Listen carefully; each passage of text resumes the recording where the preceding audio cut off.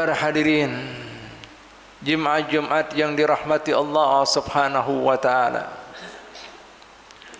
Alhamdulillah kita dijadikan sebagai orang-orang yang beriman dengan memegang agama yang hak, dinul Islam. Semoga Allah Subhanahu wa taala selalu memberikan hidayah pada kita sehingga kita bisa melakukan amal soleh yang diridhoinya dan kita dengan ridho dengan apa-apa yang ditentukan daripada syariat Allah Subhanahu wa taala. Hingga kemudian kita menutup usia kita setelah panjang umur taat padanya dan Rasulnya Muhammad sallallahu alaihi wasallam dalam keadaan husnul khatimah. Hadirin sekalian rahmati Allah Subhanahu wa taala. Tahukah pian tanda-tanda orang yang kemudian dalam keadaan su'ul khatimah? Qala Fudail ibn Iyad radhiyallahu an, khamsun min alamati syaqa.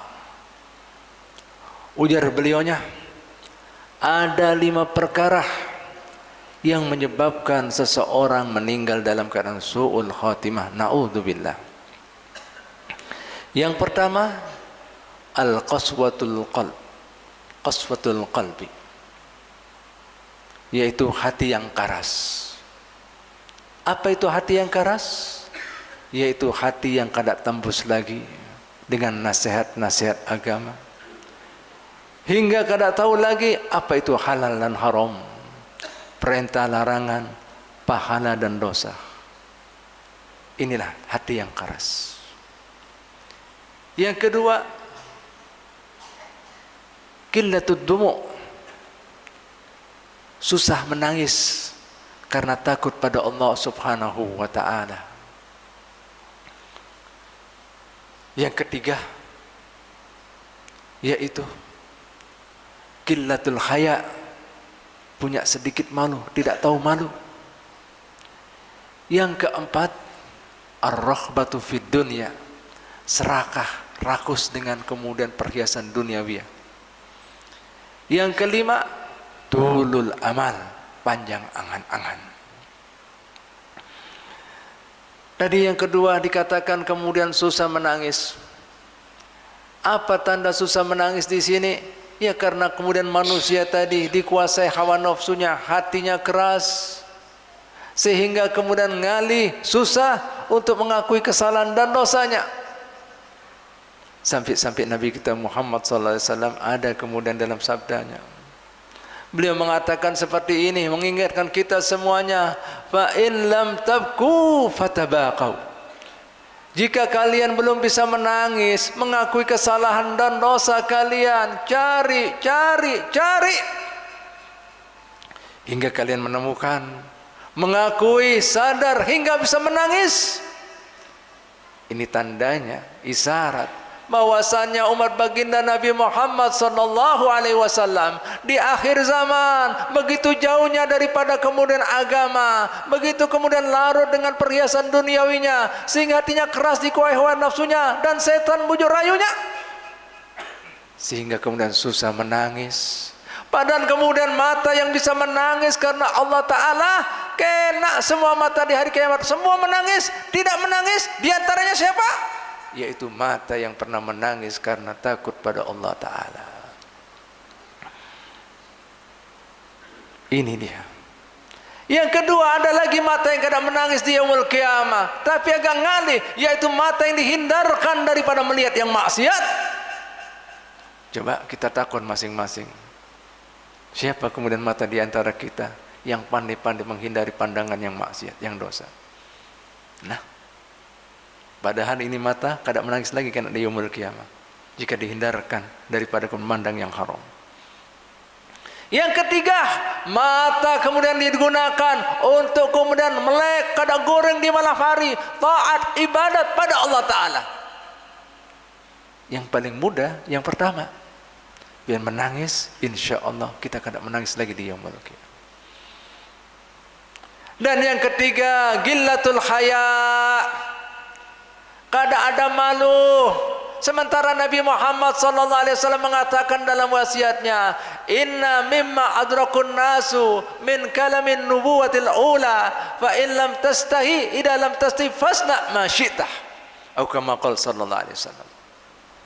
Di antara tanda-tanda orang yang paham dengan apa yang dibawa para nabi sejak nabi paling awalnya yaitu Nabi Adam alaihissalam ila Nabi kita Muhammad sallallahu alaihi wasallam. Jika ada rasa malu, silakan apa yang kamu mau gawe, tapi ingat nanti di hari kiamat ada pertanggungjawabannya.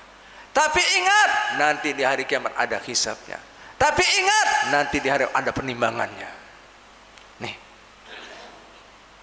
Makanya Nabi Muhammad SAW mengatakan al-haya'u minal iman. Jadi hati-hati orang yang cuek bebek.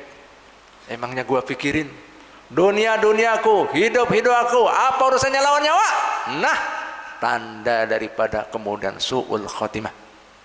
Juga. Makanya yang keempat, ar-ruhbatu fid dunya, serakah lawan dunia. Nabi Muhammad SAW mengatakan apa? Hubbud dunya ra'su kulli khati'ah. Cinta buta larut dengan perhiasan dunia penyebab daripada semua kesalahan dan dosa. Coba perhatikan di dunia ini. Orang kemudian berebut sampai kada kenal kemudian keluarga, tetangga, halal haram, pahala dosa. Gara-gara apa? Larut dengan syahwatnya, dengan perhiasan duniawinya, kada tahu lalu. Nih penyebab semua kesalahan dan dosa. Nabi mengatakan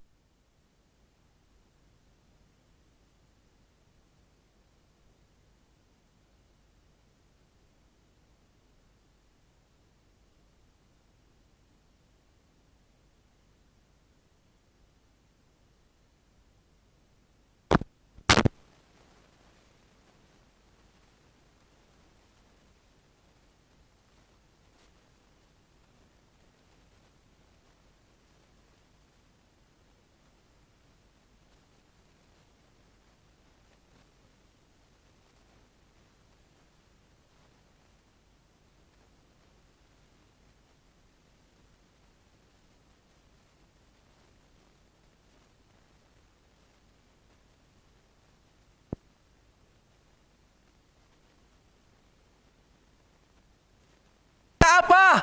Kada panjang angan-angan yang melupakannya, sementara nanti binasa umat di akhir zaman. Gara-gara apa baginda?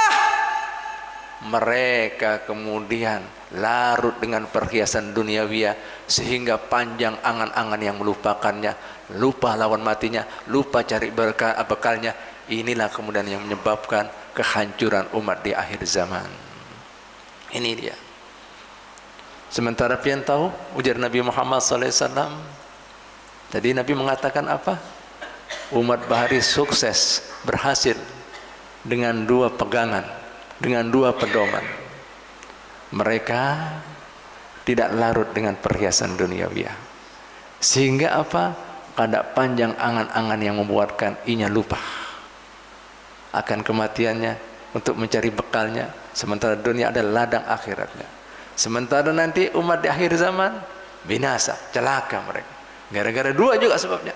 Larut dengan perhiasan duniawiya sehingga panjang angan-angannya, lupa kemudian cari bekalnya dan lupa lawan kematiannya. Nabi Muhammad SAW mencontohkan dirinya sendiri. Makanya beliau sampai disebut al-insanul kamil, manusia sempurna. Beliau mengatakan dalam hadisnya, innama masali wa masalud dunya kamasali raqibin sara fi yawmin saifin tahta sajarin sa'ah summa rahah. Tahukah kalian permisalan aku dengan dunia? Permisalan aku dengan dunia kada lain dan bukan ibarat orang yang musafir di perjalanan di musim panas, ngaranya karena kepanasan perlu bertaduh, hilang taduhnya, hilang panasnya, taduh berjalan. Jadi Nabi Muhammad SAW mensikapi hidup di dunia transit, numpang makan, numpang minum, numpang istirahat. Jadi dunia bukan tempat bersenang-senang dan bersandar.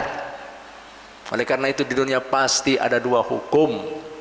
Ada halal, ada haram, ada perintah, ada larangan, ada baik, ada buruk, ada benar, ada salah, dan itu semuanya ada pelakunya. Kena di ujungnya ada surga, ada neraka.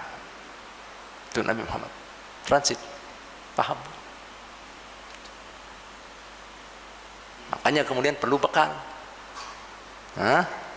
Biar hendak kemudian jalan Jakarta perlu bekal. Apalagi lain alam. Nih aku dengan dunia seperti itu. Sementara kemudian gimana angan-angan Nabi Muhammad SAW? Beliau sampai bersumpah, demi Allah yang mana jiwaku dalam genggaman tangannya, aku ini seumur-umur belum pernah makan atau minum kemudian merasa yakin bisa menelan atau meneguk banyu yang aku minum sebelum punya perasaan, pikiran, bisa jadi belum terteguk, bisa jadi belum terminum, belum termakan, ajal bisa menjumpai aku. Dan aku seumur-umur belum pernah buka mata merasa yakin bisa kemudian menutup pulang sebelum punya perasaan dan pikiran, bisa jadi belum nutup, ajal juga menjumpai aku. Artinya apa hadirin? Artinya Rasulullah SAW siaga satu lawan mati. Jadi kada panjang angan-angan. Bagaimana bisa beliau lupa? Bagaimana beliau bisa berbuat salah? Bagaimana beliau berbuat dosa? Beliau siaga satu lawan matinya. Lah sementara kita banyak lupa, banyak salah, banyak dosa. Gara-gara apa? Larut dengan perhiasan duniawiya, sehingga dikuasai oleh hawa nafsunya dan bujuk rayu setannya, sehingga pun panjang angan-angan yang melupakannya, sehingga lupa ketika ajal sewaya-waya bisa mendatangi. Mudah-mudahan kita bisa mengambil hikmah daripada bulan Rajab ini, bulan ya Allah, ya, memperbaiki hubungan kita lawan Allah Ta'ala. Kena kemudian masuk bulan Syaban dengan bulannya Nabi, dihubungi, dibaiki hubungan kita lawan Nabi dengan mengikuti sunnahnya, dengan banyak sholawat padanya. Insya Allah akan panen di bulan Ramadannya. Dan ini terapinya, ini trainingnya. Mudah-mudahan kita mendapatkan semua kebaikan dan keberkahan di bulan Rajab.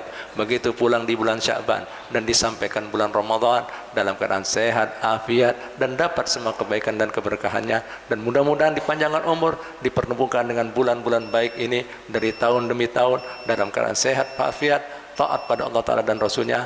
Amin, amin ya Rabbal Alamin. Alhamdulillah. Wassalatu wassalamu ala Rasulillah Sayyidina Muhammad bin Abdillah. Ibadallah, usikum wa nafsiya bitaqwallah haqqa tuqah. Inna ahsanal kalam kalamullah wa biyahtadil muhtadun. A'udzu billahi minasy syaithanir rajim. Bismillahirrahmanirrahim. Wal 'asri innal insana lafi khusrin illa alladhina amanu wa 'amilus salihati wa tawasaw bil haqqi wa tawasaw bis sabr. Barakallahu li wa lakum minal Qur'anil 'azim wa nafa'ana wa iyyakum bima fihi minal ayati wa dzikril hakim wa taqabbala minni wa minkum tilawatahu innahu was-sami'ul 'alim. Aqulu qali hadha wastaghfirullah li wa lakum liwalidina wa liwalidikum wastaghfiruhu innahu huwal ghafurur rahim. Allahumma